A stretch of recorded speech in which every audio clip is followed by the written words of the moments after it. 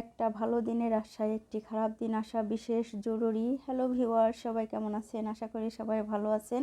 এই তো এখানে আমি চিকেন শর্মা করব, সেটাই আমি এখানে ম্যারিনেট করে রেখে দিচ্ছি।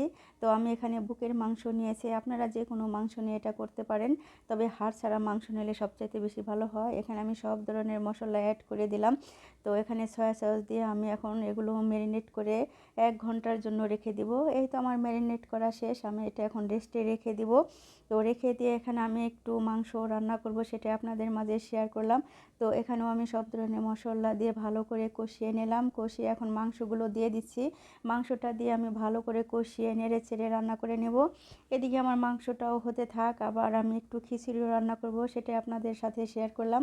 তো এখানে আমি সব ধরনের মশলা কিন্তু দিয়ে দিয়েছি এবং সাথে চাল ডাল দিয়ে ভালো করে নেড়ে চেড়ে কষিয়ে নেব। মশলা যত ভালো করে কষাবেন রান্নার টেস্ট কিন্তু ততই ভালো আসবে। তো আমি চাল ডাল দিয়ে ভালো করে কষিয়ে নিচ্ছি, দেখতে পাচ্ছেন কিভাবে কষাচ্ছি। এখানে জাল কিন্তু মিডিয়াম টু লোতে থাকতে হবে। আমি এখানে চালগুলো ভেজে নেব একটু ভালো করে, তারপর আমি এর মাঝে গরম পানি অ্যাড করে দিলাম। তো গরম পানি দিয়ে এটাকে আমি ভালো করে আবার নেড়ে চেড়ে দেবো। নেড়ে চেড়ে দিয়ে ঢাকনা দিয়ে ঢেকে আমি এটাকে রান্না করে নেব। তো এই তো আমার রান্না প্রায় শেষের দিকে, দেখেন আমার খিচুড়ির ফাইনাল লুকটা কীরকম এসেছে। তো আরেকটু হবে, এখনও পুরো হয়নি। তো এর ভিতরে আমি এখন একটু অ্যাড করে দেব ঘিটা অ্যাড করে দিয়ে তারপর এটাকে আমি ঢাকনা দিয়ে ঢেকে রেখে দিলাম। তো আমার 1 ঘন্টা পর আবার সেই মাংসটা আমি এখন ভেজে নিচ্ছি। তো দেখেন আমি একটু তেল দিয়ে কিন্তু মাংসটা এপিট ওপিট করে ভালো করে ভেজে নিলাম। তো আমার মাংসটা ভাজা হচ্ছে, এদিকে আমি রুটি বানিয়ে নিয়েছি। তো সরি আমি দেখাতে পারিনি, এবং সস তৈরি করেছি সেটাও দেখাতে পারিনি, আমার ইফতারের টাইম হয়ে সারছিল। এটা কিন্তু আমার রোজার ভিতরের ভিডিওটি করা, তখন আমি ছাড়তে পারিনি, সরি। তো এখন আমি ছেড়ে দিচ্ছি।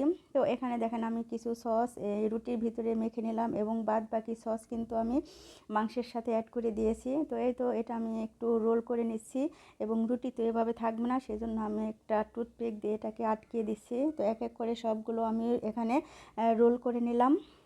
ঘরে থাকা সামান্য উপকরণ দিয়ে আমি বানিয়ে ফেললাম চিকেন শর্মা। তো এভাবে আপনারাও বানিয়ে খাবেন, দেখবেন অনেক ভালো লাগে।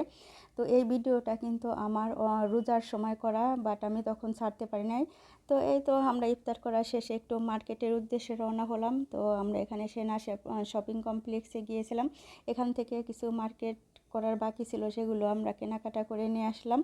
তো ফাইনালি সবাইকে অসংখ্য ধন্যবাদ আমার পুরো ভিডিওটি দেখার জন্য। তো জানি না আমার ভিডিওটি কেমন হয়েছে, আপনাদের কেমন লাগবে। যদি ভালো লাগে তাহলে লাইক কমেন্ট শেয়ার দিয়ে আমার পাশে থাকবেন, এবং যদি ইউটিউব চ্যানেল থেকে দেখে থাকেন একটা সাবস্ক্রাইব দিয়ে আমার পাশে থাকবেন, আর ফেসবুক পেজ থেকে দেখে থাকলে ফলো দিয়ে পাশে থাকবেন। সবাইকে অসংখ্য ধন্যবাদ।